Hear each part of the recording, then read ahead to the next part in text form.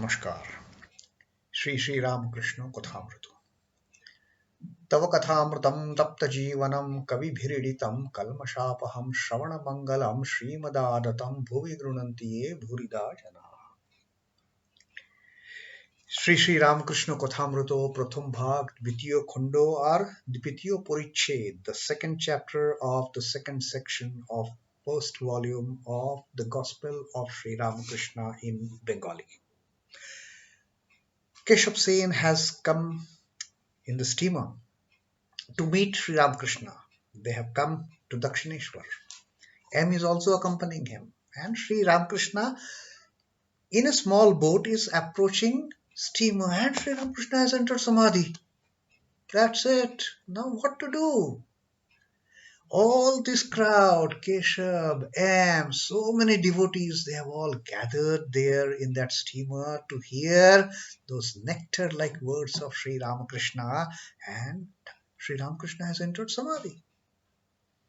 Somehow, with great effort, his mind was brought down a bit lower. Not fully, but at least Thakur could make some bodily movements. Taking support of a devotee, Thakur at least could take a few staggering steps.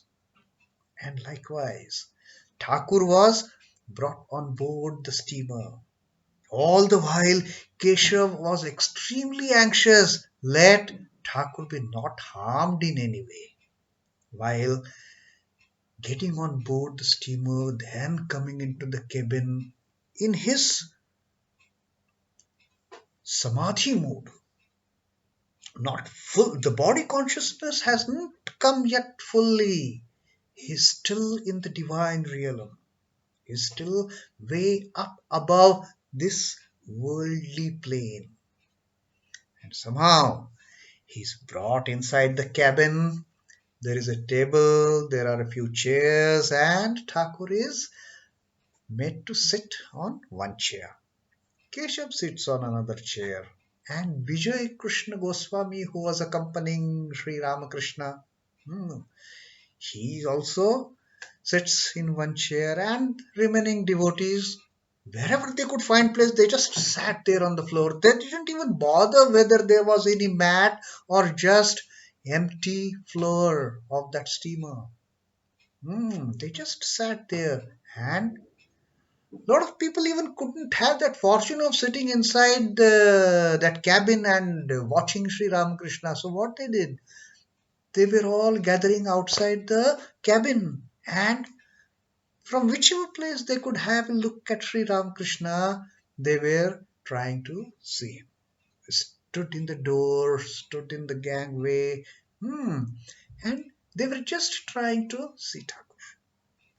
Now, Keshav was a bit embarrassed to see Vijay Krishna Goswami, who had differences like we have seen yesterday, on account of Keshav marrying his underage daughter to the Prince of Kuch Bihar, also an underage, which was against the principles and diktats of Brahmo Samaj. So these two friends split their ways, and Vijay, he started criticizing Keshav over his daughter's marriage. Now, these two friends turned foes. They were together. So Keshav was a bit embarrassed, but doesn't matter. Vijay had come with Ramakrishna. That was his biggest plus point as far as Keshav is concerned. So that was it. And then when Keshav saw that so much of crowd, Thakur might feel uncomfortable with so many people around. So Keshav himself got up from the chair, opened the windows of that cabin to make Sri Ramakrishna a bit comfortable, so that some movement of air inside. They were, after all, on the Ganges. Plenty of wind. Plenty of wind from the river Ganges, from the mother Ganges. Such purifying breeze. So that's what Keshav thought. Okay, let Thakur be comfortable. And then what happened? Brahmo Bhaktera Eko Drushte Chohiya Achen. Thakur Samadhi ঠাকুরের সমাধি ভঙ্গ হইল। এখন ও ভাব পূর্ণ মাত্রায় রহিয়াছে। ঠাকুর আপনি আপনি অস্ফুট স্বরে বলিতেছেন, মা আমায় এখানে আনলি কেন? আমি কি এদের বেড়ার ভিতর থেকে রক্ষা করতে পারবো? Now what happened? All the Brahmo devotees, they they were looking fixedly at Sri Ramakrishna with all attention, rapt attention. Their sight was fixed on Sri Ramakrishna as to when he will come down on the normal plane and when we will start listening to those nectar-like teachings of Sri Ramakrishna. Now what happened? They were all anxiously waiting. And এখন ও ভাব পূর্ণ ঠাকুরের সমাধি ভঙ্গ হইল। And Thakur came down from Samadhi to the normal plane. But although he has come down on the normal plane, he started looking around, but that spiritual fervor was still, he was absorbed in it. The divine fervor, that spiritual mood, Thakur was still in that mood. He had not started talking, like in ordinary plane with the Keshav and devotees. That spiritual mood was still lingering on the hangover of the Samadhi.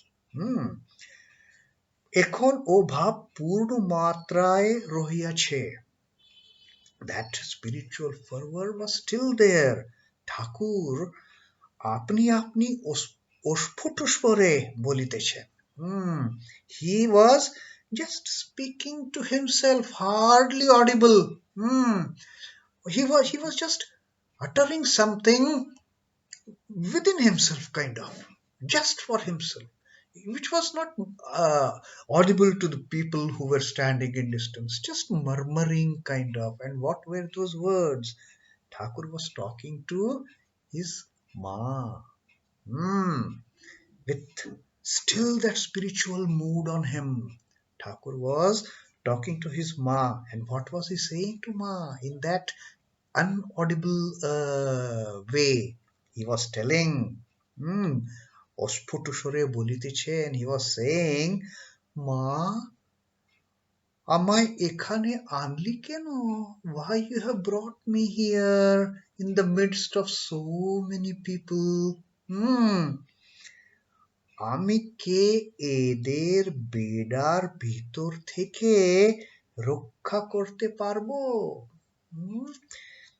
Shall I be able to save them from this fence? Beda. The Beda word Thakur had used when protecting those saplings. So, can I protect them? Will I be able to save them from this fencing or from the prison? From the prison of worldly life. So Ma is asking his mother, Mother, why have you brought me here? Will I be able to save them from this prison, from this fenced worldly life? Will I help them to come out? Will I help them to get rid of this fence and enjoy the divine life with mother? So Thakur is worried about all these people who have surrounded him, who have come there, who have gathered there to listen to his nectar-like words. Now, M is wondering why Thakur has said this. That will I be able to save them from this prison? So this is what now M is thinking. ঠাকুর কি দেখিতেছেন যে সংসারী ব্যক্তিরা বেড়ার ভিতরে বদ্ধ, হুম বাহিরে আসিতে পারিতেছে না, বাহিরের আলোকও দেখিতে পাইতেছে না, সকলের বিষয়কর্ম হাত পা বাঁধা, কেবল বাড়ির ভিতরের জিনিসগুলি দেখিতে পাইতেছে, আর মনে করিতেছে যে জীবনের উদ্দেশ্য কেবল দেহ সুখ ও বিষয়কর্ম, কামিনী ও কাঞ্চন। তাই কি ঠাকুর এমন কথা বলিলেন, মা আমায় এখানে আনলি কেন, আমি কি এদের বেড়ার ভিতর থেকে রক্ষা করতে পারবো? So now M is thinking, why Thakur said like this. M is just wondering that is it that ঠাকুর কি দেখিতেছেন যে সংসারী ব্যক্তিরা বেড়ার ভিতরে বদ্ধ? Is Thakur seeing that all these people, all these householders who have gathered there, as though they are imprisoned in a fence, they are unable to come out, and বাহিরের আলোকও দেখিতে পাইতেছে না, সকলের বিষয়কর্ম হাত পা বাঁধা, and they are not able to see the light which is there outside, the sparkling divine light that is outside. Is it that all of them are bound hand and foot by the worldly affairs? Is it because they are bound hand and foot in worldly affairs, they are not able to come out of this prison of worldly affairs? They are not able to see the divine light that is illumining the entire universe. They are just cocooned, they are imprisoned in their small fence which they have created of their worldly affairs, binding their hand and feet. কেবল বাড়ির ভিতরের জিনিসগুলি দেখিতে পাইতেছে, আর মনে করিতেছে যে জীবনের উদ্দেশ্য কেবল দেহ সুখ ও বিষয়কর্ম, কামিনী ও কাঞ্চন। Is it that they are within their own physical world, physical bodies, the physical surroundings? They are able to see only that within their bodies, only that within their physical circumstances. আর মনে করিতেছে জীবনের উদ্দেশ্য, the object, and they are feeling as if worldly enjoyments, the bodily enjoyments is the only ultimate goal of this life. Like the Kamini Kanchan. Is it with that thinking these people have bound themselves in the prison of these worldly affairs, that staying within their circumference of things? Is it that their only thought, their only objective is to enjoy the worldly pleasures, and that's why they are not able to come out? And is it that Thakur is worrying for their plight and asking his divine mother, why have you brought me here? Shall I be able to visit? Would it be possible for me to save them from this prison that they have created for themselves? They have got entrapped in that prison. Will it be possible for me to save them? Oh mother, please tell me. Now ঠাকুর ক্রমে বাহ্য জ্ঞান হইতেছে। গাজীপুরের নীল মাধব বাবু ও একজন ব্রাহ্মভক্ত Pohari Babar Kotha Padilen. Hmm.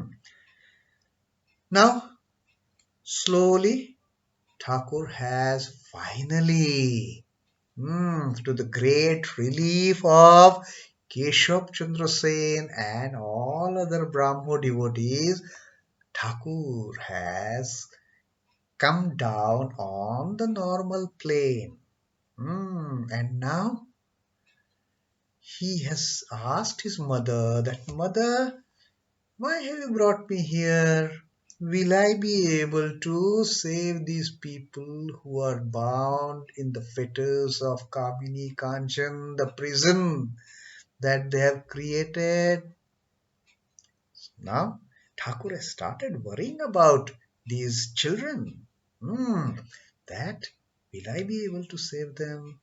He has come down on the normal plane. And what has happened? Gajipurer Neel Madhav Babu, one Neel Madhav Babu of Gazipur, and a Brahmo devotee, একজন ব্রাহ্ম ভক্ত পবহারি বাবার কথা পাঠিলেন.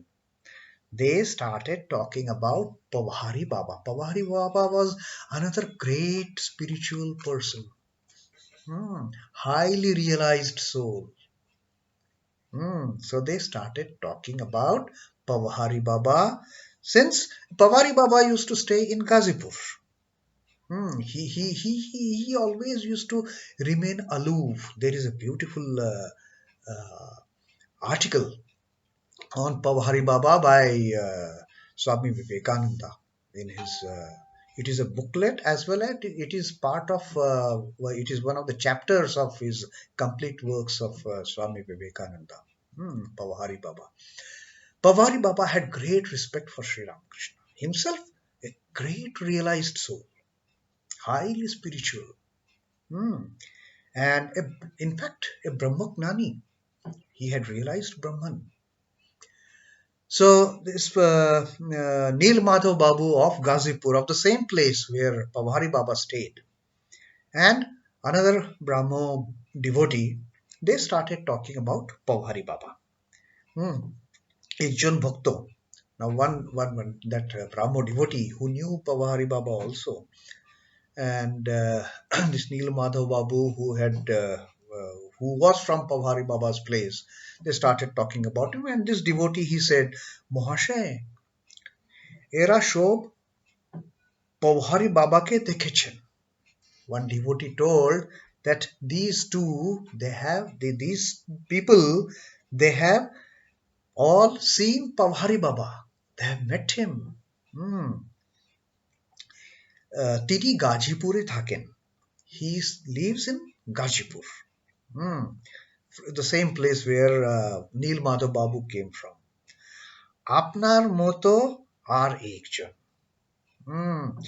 He is also similar to you, another holy man like you.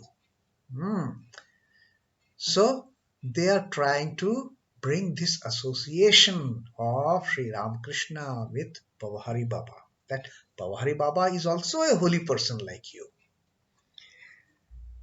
ঠাকুর এখন ও কথা কহিতে পারিতেছেন না. But till now, Thakur is not able to speak clearly to the devotees. He is still some remaining portion of that higher realm still there. Because the words that Thakur had said earlier after he came down from Samadhi were unaudible. He had spoken to himself, muttered something like, Mother, Ma, why you have brought me here? Will I be able to save them from this prison? That he has muttered to himself. He was still not able to talk fluently as per his regular way of teaching. He was still yet to come to the 100% normal plane. Ishor hasya korilen. He just smiled. He just smiled when these people said, Pavhari Baba is also a holy person like you. They have met all these people. They have met him. They have seen him. Pavhari Baba is also a divine person, a holy person like you. Thakur, what he did, his reaction, he just smiled because he knew Hari Baba was also in the same, boat. They were traveling. Thakur slightly on the higher seat, but Hari Baba was also sitting in the same boat. So he smiled. Then Brahma Bhakto, the Brahma devotee who had met Pavahari Baba, ঠাকুরের প্রতি মহাশয় পওহারি বাবা নিজের ঘরে আপনার photograph রেখে দিয়েছেন. Oh, revered sir, this Brahmo devotee said, Pavahari Baba, he has kept your photo in his house, in his room. And Pavahari Baba was a a very simple person, a small room, and in that small room, Pavahari Baba had kept the photograph of Sri Ramakrishna. Pavahari Baba also had heard about Sri Ramakrishna, and he also realized Sri Ramakrishna to be an incarnation of the divine principle. And this Brahmo devotee says, Mahashay, Pavahari Baba has kept your photograph in his room. And ঠাকুর ঈষৎ হাস্য করিয়া নিজের দিকে অঙ্গুলি নির্দোষ করিয়া বলিলেন, খোলটা. What was Thakur's reaction when he heard, if somebody tells us, hey, you are being respected by that person so much, he has kept your photograph there, we will be on the cloud nine. Oh, see, that is my stature. This person is respecting me so much that he has kept my photograph in his room. But what was Thakur's reaction? Thakur just smiled a bit and pointing to his body, what he says, Kholta, just a pillowcase. Just a pillowcase, this body. Why should it be honored so much? It is just a pillowcase. Vasansi jirnani yatha vihaya. When this pillowcase gets old, the Atman will discard this pillowcase and get a new one. So what is there to be so much proud about it? It is just a pillowcase. That's fine. If Pavahari Baba has kept my photograph in his room, that photograph is just of this pillowcase. What else? This is the real stuff is inside. The pillowcase has no value. We throw it out. Pillow is the real thing. So, this pillowcase has no value. It is the pillow inside, the Atman inside. The Atman will keep on changing so many bodies, discarding so many bodies, putting on new ones. Like the snake that Thakur had told at the end of Swami Chidbhavanandaji's commentary of that slok. The snake and its slough, they are different. Snake keeps on changing the skin. Snake remains same. Okay, the inner content remains same. What is the inner content? And that's what Sri Ramakrishna has given a little bit of his teaching in this one word, Kholta. Let us remember these bodies that we have, these bodies that we are so much proud of. These bodies that is elevating our ego to such an extent. They are just pillowcases. The real thing is something different. When the time comes, we have to give these up. We have to discard these and get into new one. Or If we are lucky enough, if the Divine Mother showers her grace, only then we can get liberation like those fish who get away from the net. From they are trapped in the net, but they get liberation. So likewise, we have to make efforts that once this coal, when this pillowcase drops, either we get a brand new pillowcase which will give us liberation, or Divine Mother will give us liberation right here. So that is how Sri Ramakrishna has, in one word, given a very, very pertinent teaching. The body is nothing but pillowcase. So let us meditate upon this teaching of Sri Ramakrishna. Holta, the real stuff is different. The real stuff is sitting inside. Let us meditate upon it, thinking about Sri Ramakrishna, Ma Sarada, and get some progress towards the liberation. And with that, incidentally, this is the end of the second chapter also. And next time we take up the third chapter, and that is going to be a wonderful teaching. It is not just one word teaching them, it is going to be teaching of Jnana Yoga, Bhakti Yoga, or Karma Yoger Shomanboy. That next chapter is going to be harmony of Jnana Yoga, Bhakti Yoga, and Karma Yoga.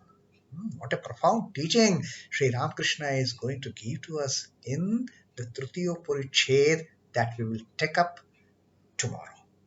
Till then, Om Namah Shri Bhagavate Ramakrishna. Shri Ramakrishna Arpanamastu. Jai Thakur, Jai Ma, Jai Swamiji.